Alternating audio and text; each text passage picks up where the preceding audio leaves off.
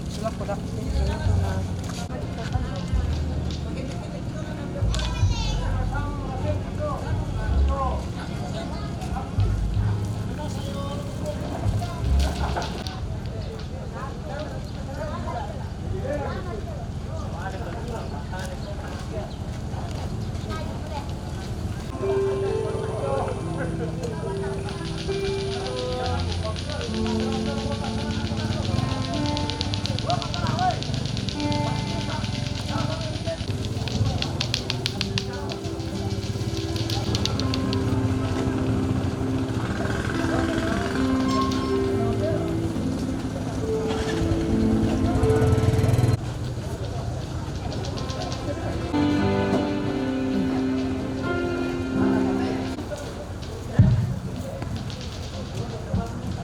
Oh, sa mali pujo kalampunan lo, mali po kami. Sa bala may ibadah kina menghalangi dite. Weh, marandang domi Robi.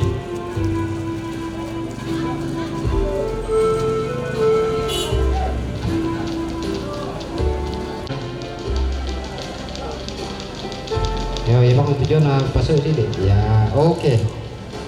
Iba may lakote.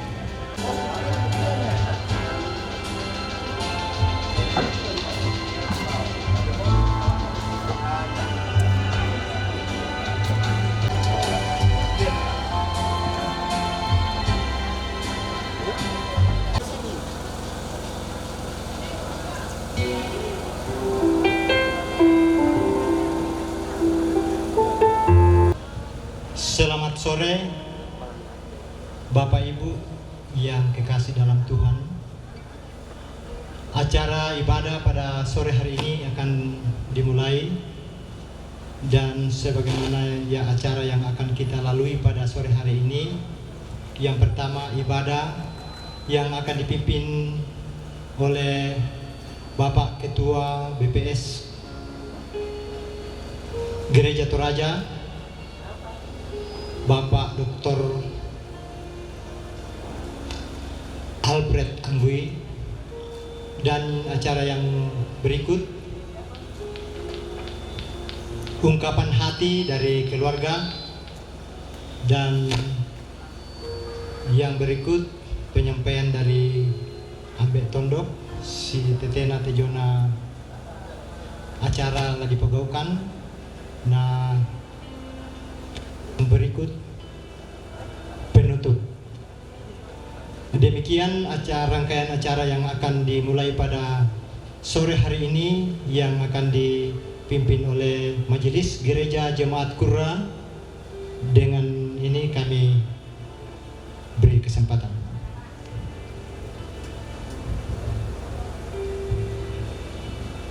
Ya.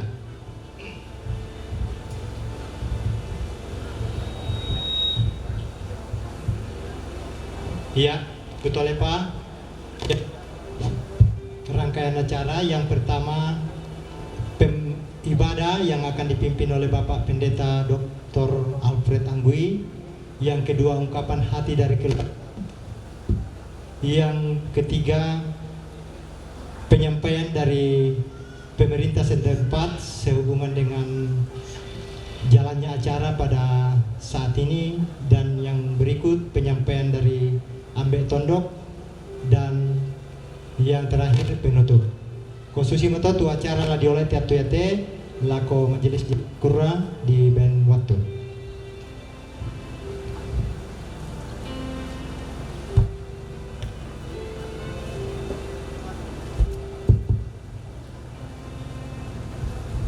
Bunga kadang ki kekuasa lama sitamu malik baiman siduk pakaboro lante tarampak kamasusan latani usorong katuan tarik keto puang tutu mampata setiamu Tuhanku tiada bertara.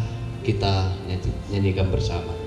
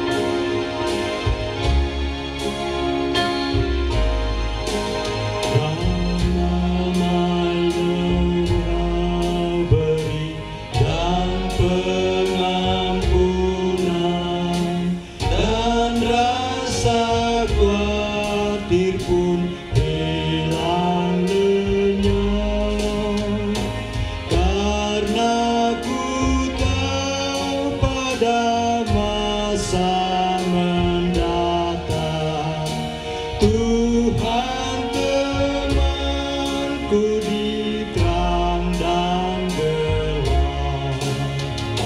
Setiamu Tuhanku mengharu hatiku. Setiap pagi bertambah jelas.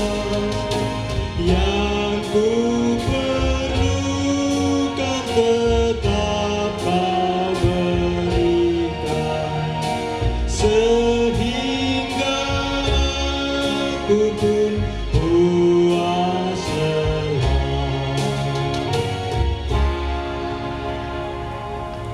Ibadah ini berlangsung dalam nama Bapa, Anak, dan Roh Kudus. Amin. Bagi kamu sekalian, bersama-sama kita akan dengarkan litani mengenai realitas manusia, Mazmur 39 ayat 5-8. Ya Tuhan, beritahukanlah kepadaku ajalku dan apa batas umurku, supaya aku mengetahui betapa fananya aku. Sungguh hanya beberapa telempap saja Kau tentukan umurku. Bagimu hidupku seperti sesuatu yang hampa. Ya, setiap manusia hanyalah kesia-siaan. Ia hanyalah membayangkan yang berlalu. Ia hanya memperebutkan yang sia-sia dan menimbun, tetapi tidak tahu siapa yang meraupnya nanti. Dan sekarang, apakah yang ku nanti-nantikan, ya Tuhan? Kepadamulah aku berharap. Jalan hidup tak selalu tanpa kabut yang pekat.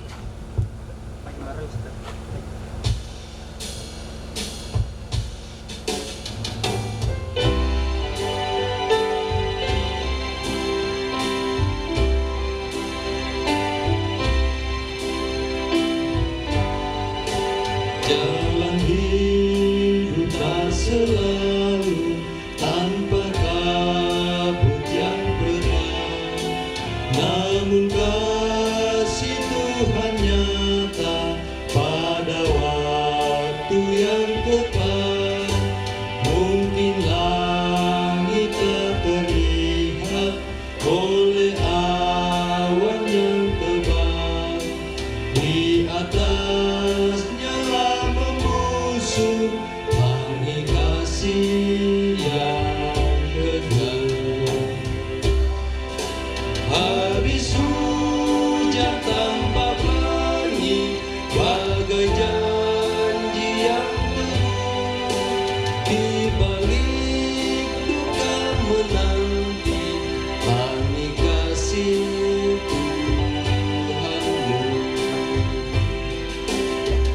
Pujian penghiburan akan disampaikan oleh Klasis Kura dan Biku, dipersilakan.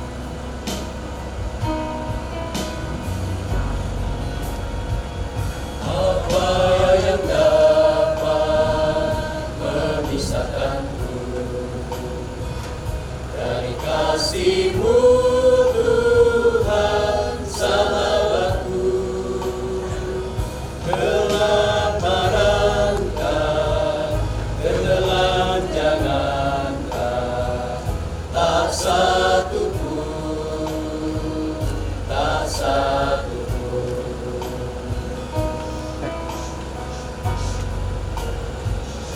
Apa yang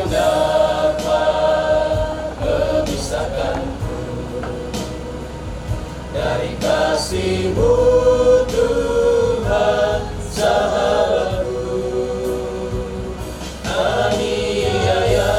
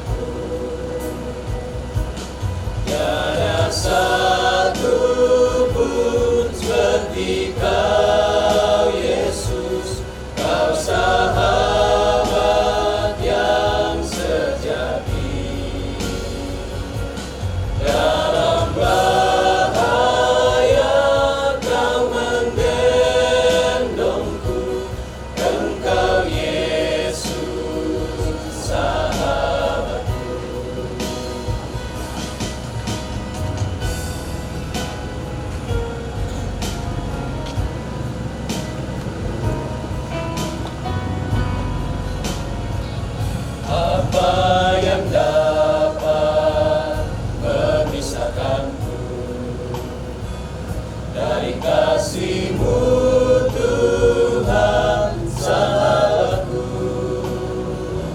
aniayakan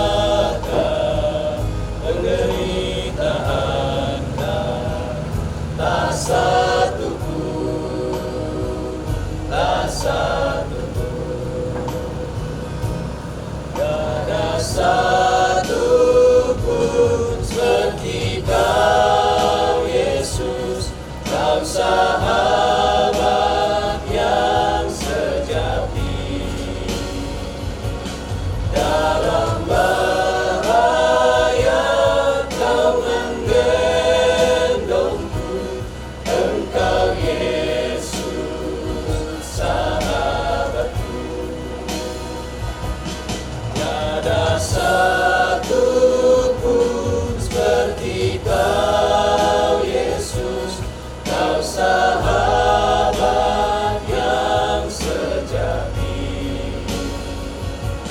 Dalam bahaya Kau menggendongku, Engkau Yesus sahabatku.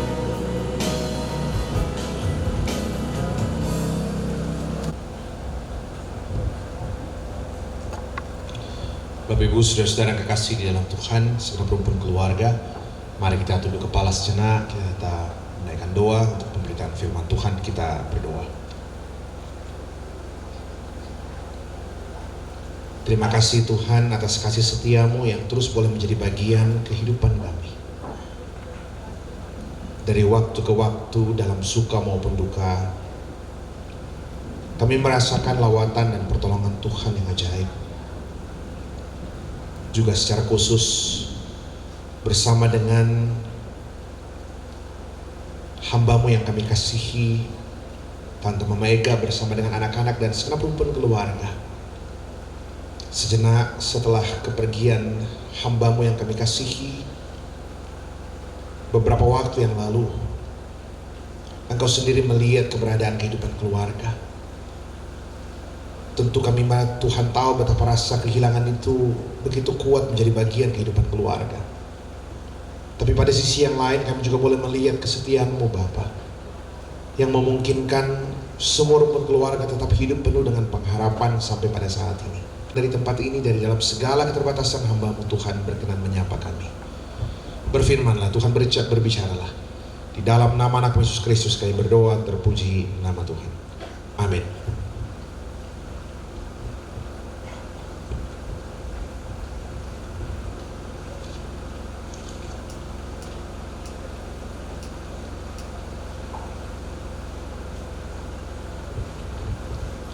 Bapak Ibu Saudara-saudara yang kekasih di dalam Tuhan, saya ingin bacakan satu bagian dari firman Tuhan. Saya baca beberapa ayat dari Mazmur 90. Saya baca ayat pertama sampai ayatnya yang ke-12. Mazmur 90 ayat 1 sampai ayatnya yang ke-12, firman Tuhan demikian Saudara-saudara. Mazmur 90 1 sampai 12, sabda Tuhan demikian. Allah tempat perlindungan yang kekal, doa Musa abdi Allah. Tuhan, Engkaulah tempat perteduhan kami turun-temurun. Sebelum gunung-gunung dilahirkan dan bumi dan dunia diperanakan, bahkan dari selama-lamanya sampai selama-lamanya, Engkaulah Allah. Engkau mengembalikan manusia kepada debu dan berkata, kembalilah hai anak-anak manusia. Sebab di matamu 1000 tahun sama seperti hari kemarin apabila berlalu, atau seperti suatu giliran jaga di waktu malam. Engkau menghanyutkan manusia, mereka seperti mimpi, seperti rumput yang bertumbuh di waktu pagi berkembang dan bertumbuh di waktu petang lisut dan layu. Sungguh kami habis lenyap karena murka-Mu, dan karena kehangatan amarah-Mu kami terkejut. Engkau menaruh kesalahan kami di hadapan-Mu, dan dosa kami yang tersembunyi dalam cahaya wajah-Mu.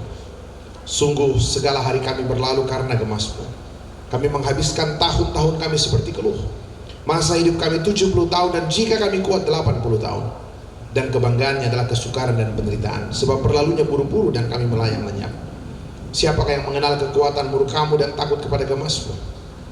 Ajarlah kami menghitung hari-hari kami sedemikian, hingga kami beroleh hati yang bijaksana. Saudara-saudara kekasih dalam Tuhan, Itu firman Tuhan yang boleh kita dengarkan bersama-sama pada sore hari ini. Saudara-saudara kekasih dalam Tuhan, ini perikop yang kaya sekali untuk dilihat dari banyak sekali perspektif. Tapi di tengah-tengah duka cita kita hari ini, saya ingin fokus pada beberapa hal, terutama satu yang mungkin jadi tema utama dari perikop ini. Saudara-saudara, satu pertanyaan yang menarik itu begini. Apa yang membuat pemazmur ini betul-betul mau menjadikan Tuhan itu tempat pertuduhannya turun-temurun, meskipun dia tahu bahwa sedekat apapun dia dengan Tuhan, seintim apapun dia dekat dengan Tuhan, hidupnya tetap rapuh. Jadi pertanyaannya adalah, kalau saya tahu hidup saya dekat dengan Tuhan, sedekat apapun saya dekat dengan Tuhan, hidup saya tetap rapuh, lalu ngapain terus bergantung kepada Tuhan? Kan kalau Bapak Ibu baca seluruh Mazmur ini, coba bayangkan ya, hidup kami sama seperti rumput, hari ini ada sebentar dia hilang. Jadi begitu rapuh gitu loh. Tapi meskipun dia tahu hidupnya sangat rapuh, dia bilang apa? Tuhan, Engkau tempat perteduhan kami turun-temurun. Dia mau semua anak cucunya turun-temurun bergantung pada Tuhan. Nah pertanyaannya gini, kalau kau tahu, kau sadar bahwa seintim apapun hidupmu dekat dengan Tuhan, ternyata tidak mengubah statusmu, hidupmu yang seperti bejana yang rapuh, lalu ngapain bergantung kepada Tuhan? Apa yang membuat seseorang bisa bergantung penuh kepada Tuhan meskipun dia tahu, sekali lagi, dia tahu seintim apapun dia dekat dengan Tuhan, sedekat apapun dia dekat dengan Tuhan, pasti hidupnya tetap rapuh. Ini kan menarik ya, doa Musa abdi Allah. Musa itu dipanggil umur 120 tahun dan waktu dipanggil, Alkitab bilang waktu dia dipanggil, meninggal 120 tahun kan matanya masih jelas, fisiknya masih bagus gitu loh. Tapi itu Tuhan panggil. Padahal kalau dipikir kurang dekat apa dia dengan Tuhan? Ya, bicara dengan Tuhan ingat nggak waktu Harun saudaranya marah sama dia, mengejek dia dengan Miriam.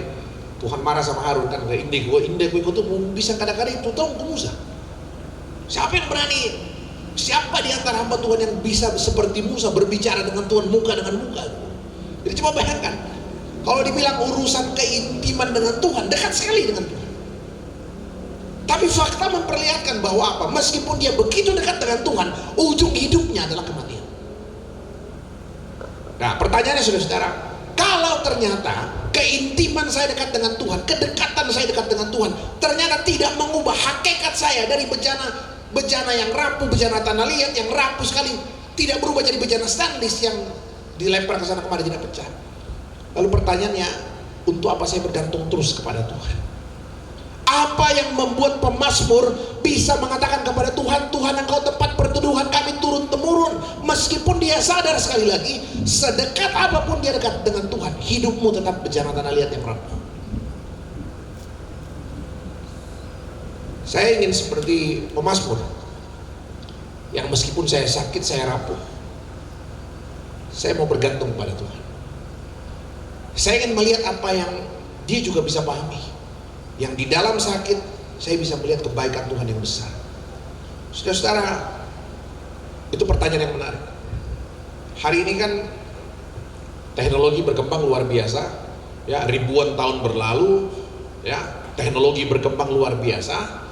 Tapi saya ingat sampai hari ini tidak ada satu manusia pun yang hidup kekal. Artinya tidak mati, mati nasang manusia toleh,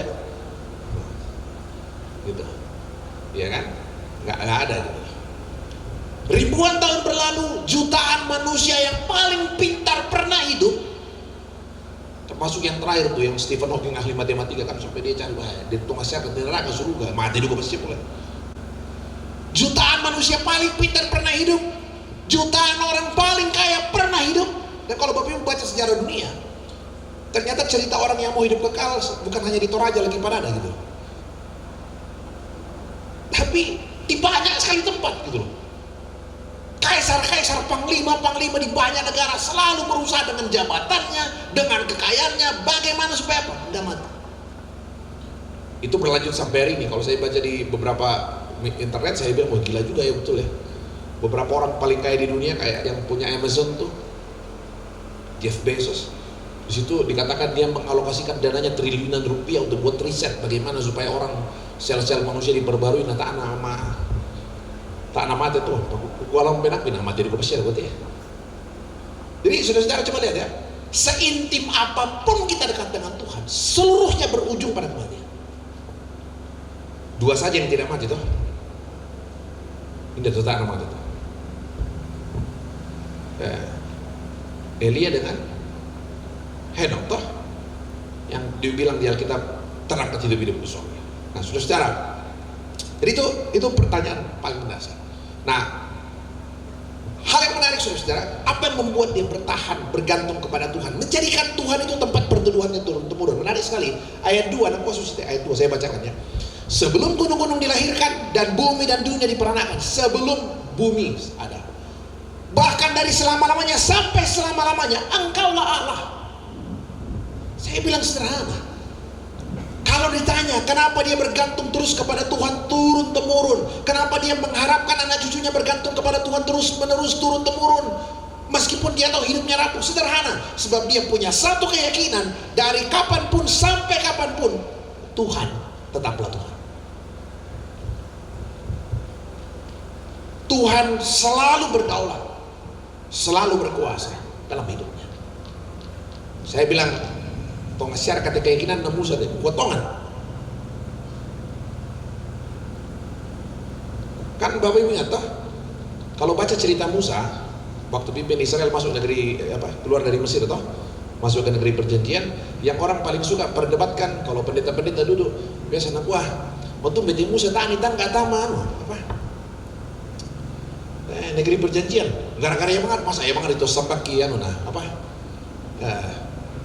gunung batu pakai tongkat yang manusia itu tanah lah tama. Nah Alkitab bilang nami umur 120 tahun matoto pak melo pak pentirona. Lalu kenapa nggak diizinkan? Orang suka berdiskusi. Kenapa nggak boleh buat tama roto-roto pengmutuan? Itu lagi masakan yang bisa sita meniti tadi kan bisa. Saya bilang apa?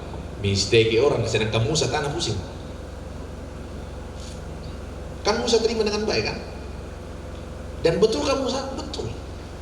Memang secara fisik dia tidak masuk negeri perjanjian tuh. Dikatakan di situ dia lihat dari Gunung Nebo tuh dimakamkan di dalam malaikat. Tapi saya bilang ribuan tahun setelah Musa kan jelas waktu Yesus dimuliakan di atas Gunung Tabor, ya toh, ada dua wajah yang muncul toh. Wajahnya siapa? Wajah Elia dengan Musa. Coba bayangkan ya, ribuan tahun berlalu Tuhan tetap Tuhan. Musa buktikan Tuhan yang menyertai dia ribuan tahun sebelumnya, Tuhan yang sama ribuan tahun ke depan. Buat saya itu satu hal yang luar biasa ya. Bapak Ibu, Tuhan ya, waktu Musa dipanggil Tuhan pertama kali, ketemu pertama kali di atas gunung itu, waktu mau dipanggil kan, muncul dari dalam nyala api, ingat cerita itu. Kemudian kan Musa tanya Tuhan, Musa bilang begini, minda kumi, siapa engkau? Bapak Ibu perhatikan gak jawab Tuhan waktu itu di Alkitab itu. Waktu dia tanya siapa engkau, siapa namamu gitu loh. Apa jawab Tuhan? Tuhan bilang gini, apa jawab Tuhan? Aku adalah aku. Itu jawab Tuhan waktu itu, aku adalah aku. Saya pikir, pernah sangat ya aku adalah aku. Satu tafsiran menarik sekali saudara-saudara. Ternyata menarik sekali. Kalau kita dibaca di bahasa Indonesia mungkin tidak terlalu kelihatan dia punya pesan pentingnya.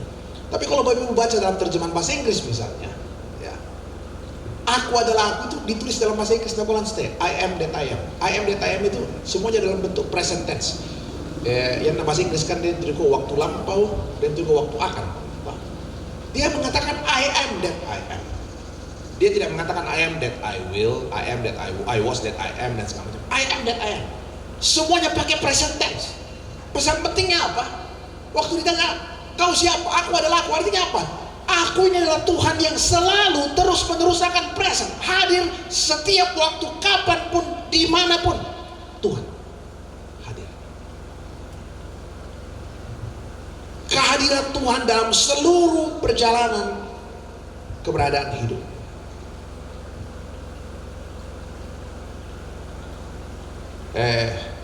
Tema Natal hari tahun ini apa tuh? Jalan lain toh? Saya bilang jalan lain tuh jalan yang ditunjukkan Tuhan, jalan Tuhan, jalan yang kalau bicara dalam peristiwa Natal itu jalan yang aneh, jalan yang sunyi, jalan yang sepi. Mulai dari lahirnya sampai matinya Tuhan konsisten dengan jalan lain, jalan yang berbeda dengan logika pikiran manusia. Mulai dari lahirnya cari tempat yang paling kecil, kampung yang paling kecil bernama Bethlehem, sampai kepada kematiannya Tuhan konsisten berada di jalan yang lain. Dan saya bilang itulah jalan yang memastikan bahwa Dia selalu hadir dalam seluruh keberadaan kehidupan. Saya bilang saya bersyukur. Saya bersyukur sekali mengenal Allah dalam Kristus Yesus. Allah yang berinkarnasi, Allah yang menjadi manusia. Sebuah iman yang tidak mungkin dipahami oleh orang yang hanya berpikir logika saya. Mana ada cerita Allah jadi manusia? Mana ada cerita Allah mati? Tidak ada cerita Allah mati. Saya bilang Tuhan konsisten, ya. Mulai dari lahir sampai Dia disalib. Ada yang bilang, Pak Alfred, kalau Dia Tuhan, ngapain Dia teriak-teriak di kayu salib, Eloi, Eloi lama sabachthani? Ngapain Dia panggil Allah? Saya bilang, itulah. Saya bilang baca Injil komplit biar nggak sepotong-sepotong. Saya bilang baca seluruh Alkitab. Saya bilang di seluruh Injil Yesus itu selalu panggil Allah. Yesus selalu panggil Allah dengan Bapa. Selalu panggil Allah dengan Bapa. Sapaan favoritnya Bapa. Bahkan murid-murid kita pun diajar untuk manggil Allah dengan Bapa. Selalu Bapa. Hanya sekali, hanya sekali Dia panggil Allah dengan Allah. Sekali saja. Yaitu kapan?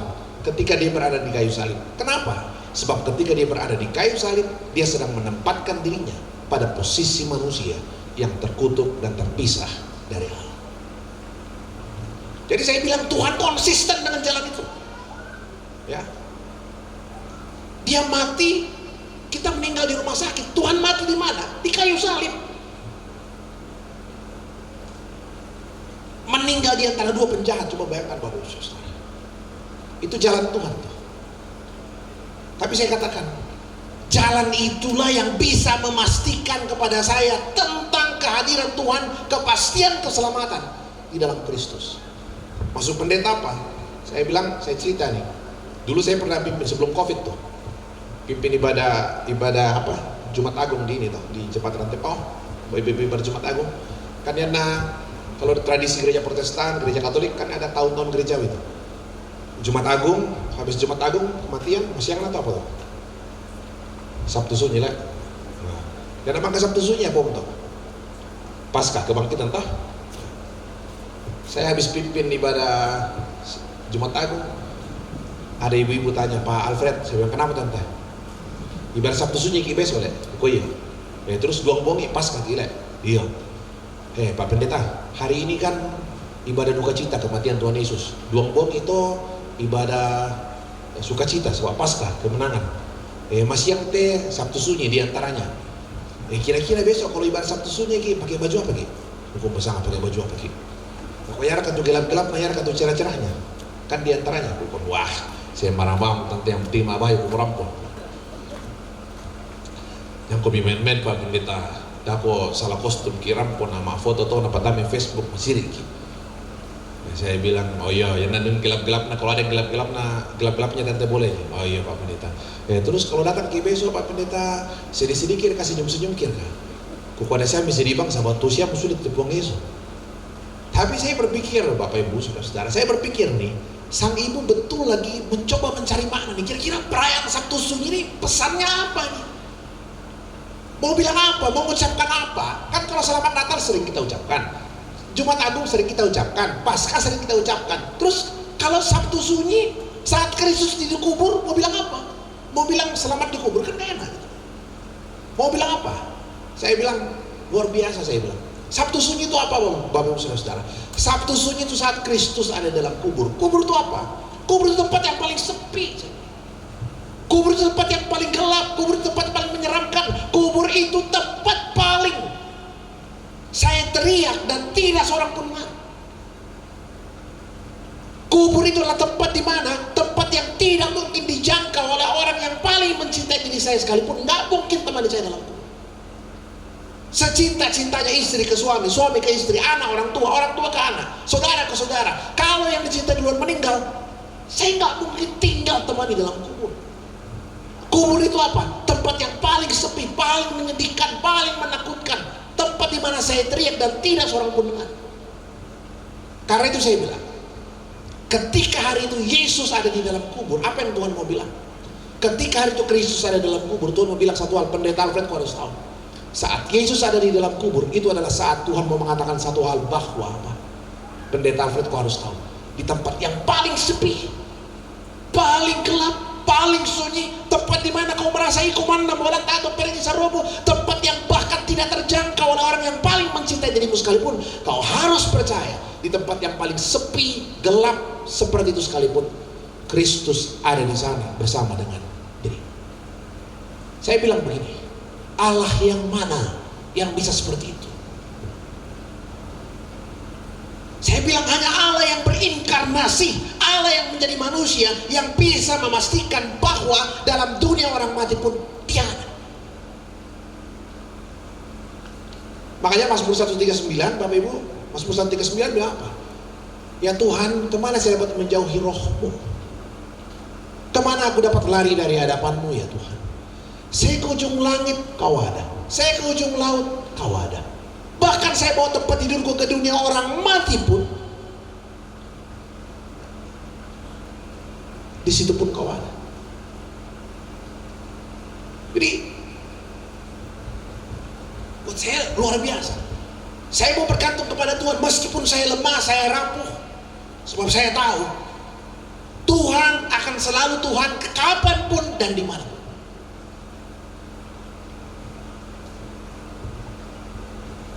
Bapak Ibu ingat ya, ingatkan siapa orang mati yang dibangkitkan Tuhan Yesus itu? Lazarus lah. Bapak Ibu ingat cerita itu kan? Waktu Lazarus meninggal, Tuhan pun menangis.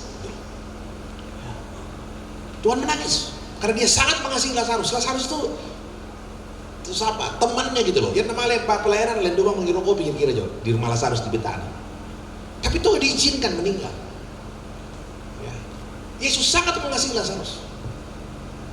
Nah, yang saya mau cerita teman-teman, Bapak Ibu Saudara-saudara, coba lihat ya cerita itu. Waktu Lazarus meninggal, dua saudaranya bersedih, Maria dan Marta, ingat cerita itu. Dako bimpong Yesus lako Marta, jangan bersedih. Yohanes 11 ya. Marta jangan bersedih sebab saudara Lazarus akan bangkit. Apa jawab Marta waktu itu? Bapak Ibu ingat apa jawab Marta? Marta bilang begini nih. Ya Tuhan, kami tahu bahwa saudara kami Lazarus akan bangkit nanti. Sebelum masuk Yerusalem tuh disuruh naik ke Bukit Zaitun. Bukit Zaitun itu bukit yang ada di sebelah timur kota Yerusalem. Ya. Itu namanya Bukit Zaitun.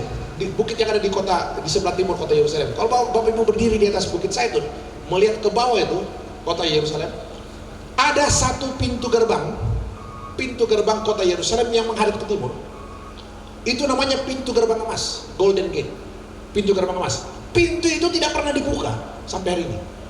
Selalu ditutup, tidak pernah dibuka, selalu ditutup sampai hari ini. Sebab apa? Buat orang Yahudi, mereka punya satu keyakinan bahwa kalau nanti Mesias datang dari sebelah timur, Mesias lah yang akan membuka itu pintu gerbang emas, Golden Gate. Nah, yang saya mau cerita Bapak Ibu, kalau kita jalan dari Bukit Zaitun ke Golden Gate kota Yerusalem, Malik ke Kirok dan jalan di Corok kota, pas misa Otolendo jadi Malik ke Kirok kota Adim Soroyoto, kita jalan kaki ke bawah. Itu kita jalan kaki melewati lembah yang namanya Lembah Kidron. Di lembah Kidron itu, di pinggir jalan yang kita lalui itu, di Lembah Kidron itu penuh sekali dengan makam, kuburan orang-orang Yahudi yang berlomba-lomba dimakamkan di Lembah Kidron. Jadi si repe-repe itu untuk kamu jauh. Orang Yahudi berlomba-lomba dimakamkan di Lembah Kidron. Kenapa? Sebab mereka punya satu keyakinan. Kalau nanti Mesias datang dari sebelah timur, Membuka pintu gerbang emas, Golden Gate. Yang pertama masuk, oh ya dulu teman. Jadi itu kita yang dekura, lama sih kisah pak dia rokok makali, nama bila-bila masih rokok tuh. Nah, yang saya mau cerita saudara, sekali lagi saya katakan, kalau sekedar percaya kebangkitan orang mati nanti akhir zaman, nggak perlu iman Kristen. Apa yang terjadi? Tuhan bilang sama Marta, Marta, saudaramu akan bangkit. Marta bilang, iya Tuhan, kita deh. Dia akan bangkit nanti, akhir zaman. Apa jawab Tuhan Yesus? Bukan akhir zaman, hari ini. Sekarang. Dia pergi berdiri di kubur Lazarus, dia berteriak dan Lazarus bangkit dari kuburnya. Saya tanya gini, saya suka iseng sama anak-anak katekisasi, biasa saya tanya, "Kueto na mangka di pemilik de Lazarus, mate pole ada kata mereka."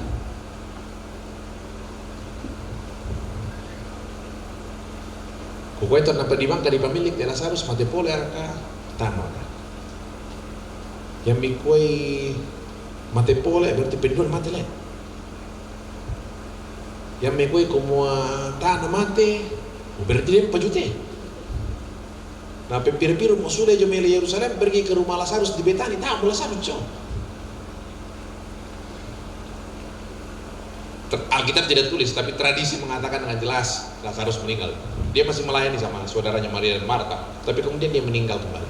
Tapi yang saya mau katakan saudara gini, kalau memang Lazarus harus mati lagi, kalau memang Lazarus harus mati lagi, lalu untuk apa dibangkitkan hari ini? Untuk apa dibangkitkan hari ini? Kalau toh memang Lazarus harus mati lagi, saya bilang sederhana, Lazarus harus dibangkitkan hari ini untuk meyakinkan kita, memperlihatkan kepada kita bahwa apa? Kedaulatan Tuhan, kuasa Tuhan atas dunia orang mati bukan soal nanti, tapi soal hari ini. Jelas ya, tolak?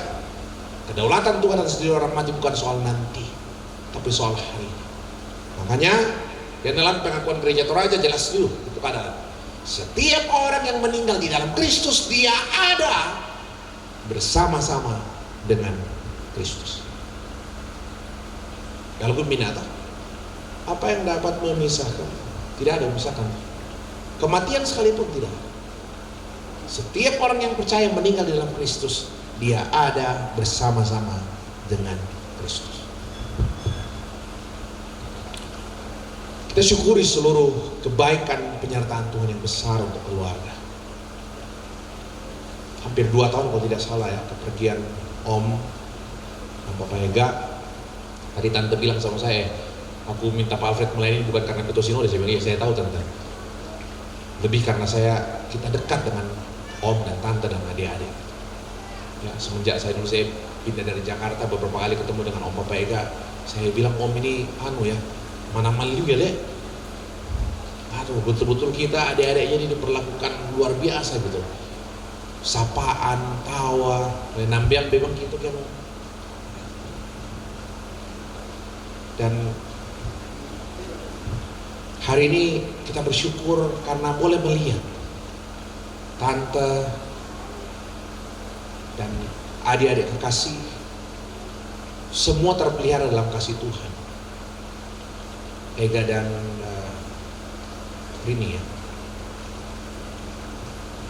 semua sehat, saudara-saudara berkeluarga besar boleh berkumpul. Kita semakin mengimani dalam kondisi apapun, dari kapanpun sampai kapanpun, Tuhan selalu akan tetap jadi Tuhan.